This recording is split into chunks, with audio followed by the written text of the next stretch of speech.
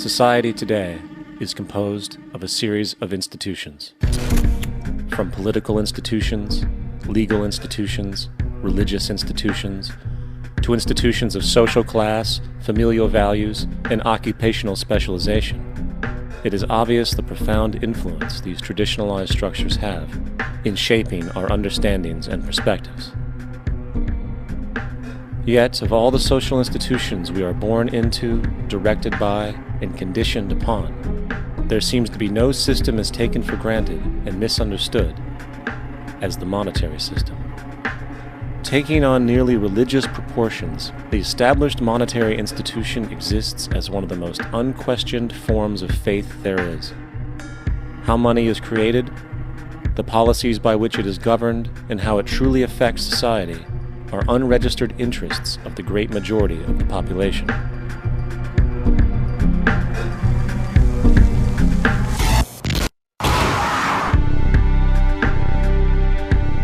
In a world where 1% of the population owns 40% of the planet's wealth, in a world where 34,000 children die every single day from poverty and preventable diseases, and where 50% of the world's population lives on less than $2 a day, one thing is clear: something is very wrong.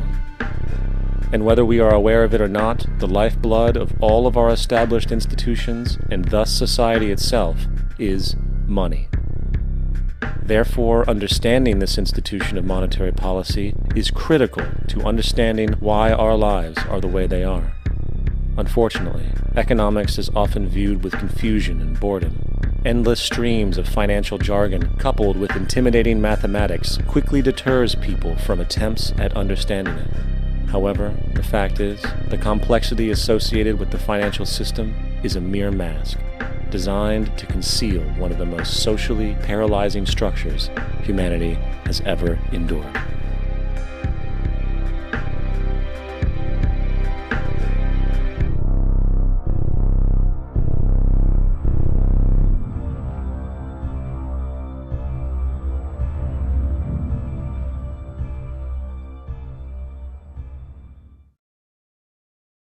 A number of years ago, the Central Bank of the United States, the Federal Reserve, produced a document entitled Modern Money Mechanics. This publication detailed the institutionalized practice of money creation as utilized by the Federal Reserve and the web of global commercial banks it supports. On the opening page, the document states its objective. The purpose of this booklet is to describe the basic process of money creation in a fractional reserve banking system. It then proceeds to describe this fractional reserve process through various banking terminology, a translation of which goes something like this. The United States government decides it needs some money, so it calls up the Federal Reserve and requests, say, $10 billion. The Fed replies, saying, sure, we'll buy $10 billion in government bonds from you. So the government takes some pieces of paper, paints some official-looking designs on them, and calls them treasury bonds. Then it puts a value on these bonds to the sum of $10 billion and sends them over to the Fed. In turn, the people at the Fed draw up a bunch of impressive pieces of paper themselves, only this time calling them Federal Reserve notes, also designating a value of $10 billion to the set. The Fed then takes these notes and trades them for the bonds. Once this exchange is complete, the government then takes the $10 billion in Federal Reserve notes and deposits it into a bank account. And upon this deposit, the paper notes officially become legal tender money, adding $10 billion to the U.S. money supply. And there it is. $10 billion in new money has been created. Of course, this example is a generalization, for, in reality, this transaction would occur electronically, with no paper used at all. In fact, only 3% of the U.S. money supply exists in physical currency. The other 97% essentially exists in computers alone. Now, government bonds are, by design, instruments of debt, and when the Fed purchases these bonds, with money it essentially created out of thin air, the government is actually promising to pay back that money to the Fed. In other words, the money was created out of debt. This mind-numbing paradox of how money or value can be created out of debt or a liability will become more clear as we further this exercise. So, the exchange has been made and now $10 billion sits in a commercial bank account. Here's where it gets really interesting. For as based on the fractional reserve practice, that $10 billion deposit instantly becomes part of the bank's reserves, just as all deposits do. And regarding reserve requirements, as stated in modern money mechanics, a bank must maintain legally required reserves equal to a prescribed percentage of its deposits. It then quantifies this by stating, under current regulations, the reserve requirement against most transaction accounts is 10%. This means that with a $10 billion deposit, 10% or $1 billion is held as the required reserve, while the other $9 billion is considered an excessive reserve and can be used as the basis for new loans. Now, it is logical to assume that this $9 billion is literally coming out of the existing $10 billion deposit. However, this is actually not the case. What really happens is that the $9 billion is simply created out of thin air on top of the existing $10 billion deposit. This is how the money supply is expanded. As stated in modern money mechanics, of course they, the banks, do not really pay out loans from the money they receive as deposits. If they did this, no additional money would be created. What they do when they make loans is to accept promissory notes, loan contracts, in exchange for credits, money, to the borrower's transaction accounts. In other words, the $9 billion can be created out of nothing simply because there is a demand for such a loan and that there is a $10 billion deposit to satisfy the reserve requirements. Now, let's assume that somebody walks into this bank and borrows the newly available $9 billion. They will then most likely take that money and deposit it into their own bank account. The process then repeats, for that deposit becomes part of the bank's reserves. 10% is isolated, and in turn 90% of the $9 billion, or $8.1 billion, is now available as newly created money for more loans.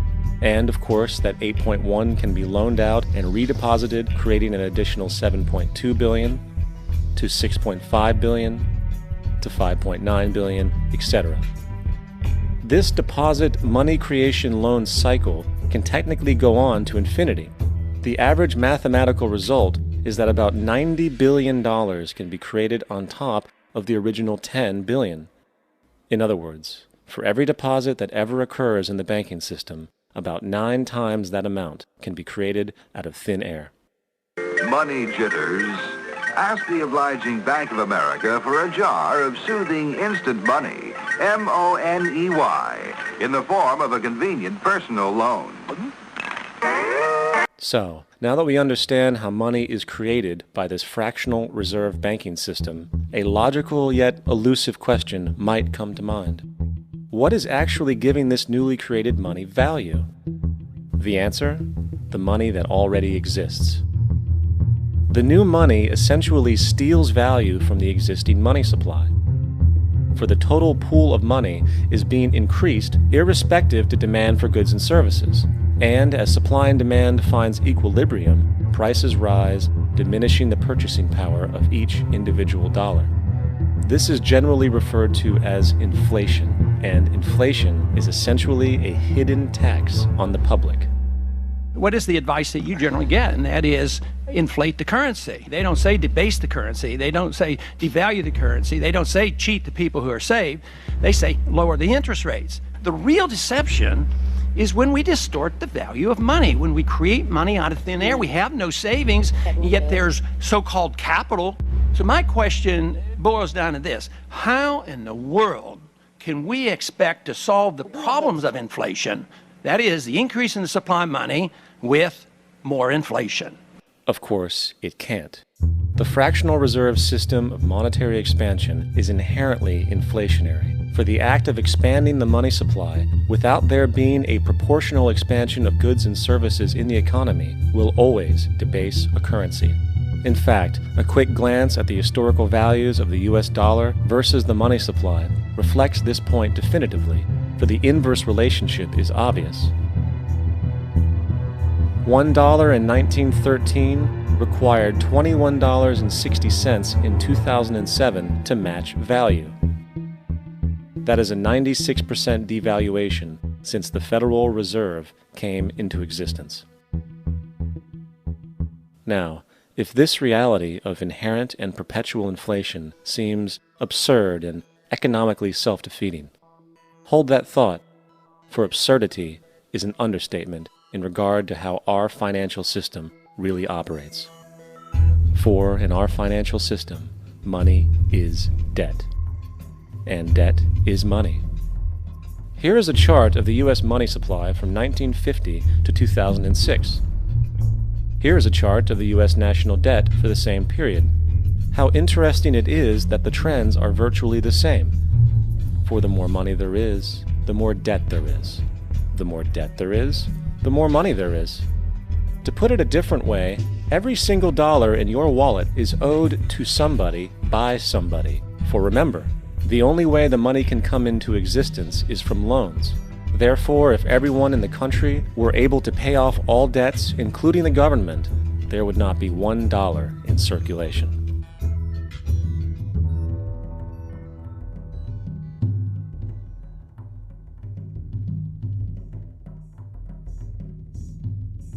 In fact, the last time in American history the national debt was completely paid off was in 1835 after President Andrew Jackson shut down the central bank that preceded the Federal Reserve.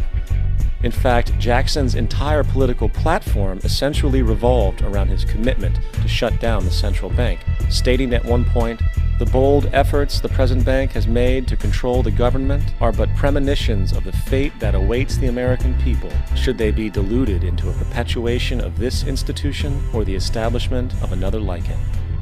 Unfortunately, his message was short-lived, and the international bankers succeeded to install another central bank in 1913, the Federal Reserve. And as long as this institution exists, perpetual debt is guaranteed. Now, so far we have discussed the reality that money is created out of debt, through loans. These loans are based on a bank's reserves, and reserves are derived from deposits. And through this fractional reserve system, any one deposit can create 9 times its original value, in turn debasing the existing money supply, raising prices in society.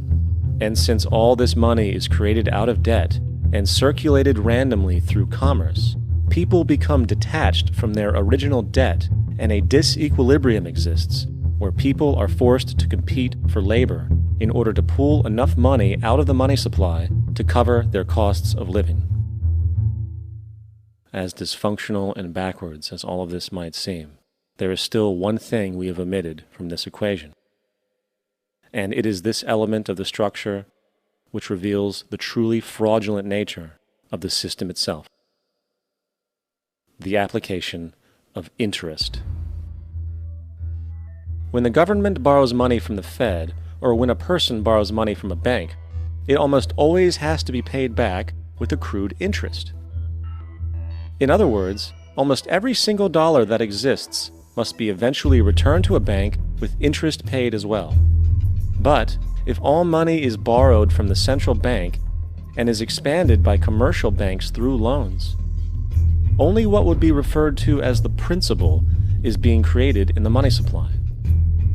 So then, where is the money to cover all of the interest that is charged? Nowhere.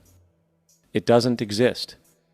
The ramifications of this are staggering, for the amount of money owed back to the banks will always exceed the amount of money that is available in circulation. This is why inflation is a constant in the economy, for new money is always needed to help cover the perpetual deficit built into the system, caused by the need to pay the interest. What this also means is that mathematically, defaults and bankruptcy are literally built into the system, and there will always be poor pockets of society that get the short end of the stick. An analogy would be a game of musical chairs, for once the music stops, somebody is left out to dry. And that's the point. It invariably transfers true wealth from the individual to the banks. For if you are unable to pay for your mortgage, they will take your property, This is particularly enraging when you realize that not only is such a default inevitable due to the fractional reserve practice, but also because of the fact that the money that the bank loaned to you didn't even legally exist in the first place. In 1969, there was a Minnesota court case involving a man named Jerome Daly, who was challenging the foreclosure of his home by the bank which provided the loan to purchase it. His argument was that the mortgage contract required both parties, being he and the bank, each put up a legitimate form of property for the exchange. In legal language, this is called consideration. Mr. Daly explained that the money was, in fact, not the property of the bank, for it was created out of nothing as soon as the loan agreement was signed. Remember what modern money mechanics stated about loans? What they do when they make loans is to accept promissory notes in exchange for credits. Reserves are unchanged by the loan transactions, but deposit credits constitute new additions to the total deposits of the banking system. In other words, the money doesn't come out of their existing assets. The bank is simply inventing it, putting up nothing of its own, except for a theoretical liability on paper. As the court case progressed, the bank's president, Mr. Morgan, took the stand, and in the judge's personal memorandum, he recalled that the plaintiff, bank's president, admitted that, in combination with the Federal Reserve Bank, did create the money and credit upon its books by bookkeeping entry. The money and credit first came into existence when they created it. Mr. Morgan admitted that no United States law or statute existed which gave him the right to do this. A lawful consideration must exist and be tendered to support the note. The jury found that there was no lawful consideration, and I agree.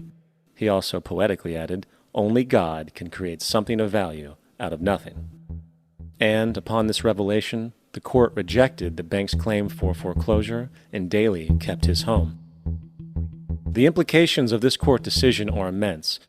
For every time you borrow money from a bank, whether it is a mortgage loan or a credit card charge, the money given to you is not only counterfeit, it is an illegitimate form of consideration, and hence voids the contract to repay, for the bank never had the money as property to begin with. Unfortunately, such legal realizations are suppressed and ignored, and the game of perpetual wealth transfer and perpetual debt continues. And this brings us to the ultimate question: why? During the American Civil War, President Lincoln bypassed the high-interest loans offered by the European banks and decided to do what the Founding Fathers advocated, which was to create an independent and inherently debt-free currency. It was called the greenback. Shortly after this measure was taken, an internal document circulated between private British and American banking interests stated, "Slavery is but the owning of labor, and carries with it the care of laborers, while the European plan is that capital shall control labor by controlling wages. This can be done by controlling the money. It will not do to allow the greenback, as we cannot control that." The fractional reserve policy perpetrated by the Federal Reserve, which has spread in practice to the great majority of banks in the world, is, in fact, a system of modern slavery. Think about it. Money is created out of debt. And what do people do when they are in debt? They submit to employment to pay it off. But if money can only be created out of loans, how can society ever be debt-free? It can't. And that's the point. And it is the fear of losing assets coupled with the struggle to keep up with the perpetual debt and inflation inherent in the system, compounded by the inescapable scarcity within the money supply itself, created by the interest that can never be repaid, that keeps the wage slave in line, running on the hamster wheel with millions of others, in effect powering an empire that truly benefits only the elite at the top of the pyramid. For, at the end of the day, who are you really working for? The banks. Money is created in a bank and invariably ends up in a bank. They are the true masters, along with the corporations and governments they support. Physical slavery requires people to be housed and fed.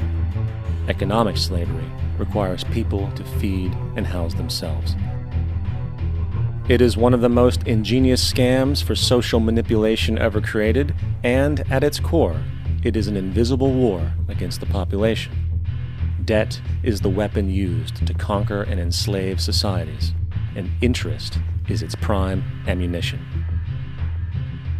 And as the majority walks around oblivious to this reality, the banks, in collusion with governments and corporations, continue to perfect and expand their tactics of economic warfare, spawning new bases, such as the World Bank and International Monetary Fund, while also inventing a new type of soldier, the birth of the economic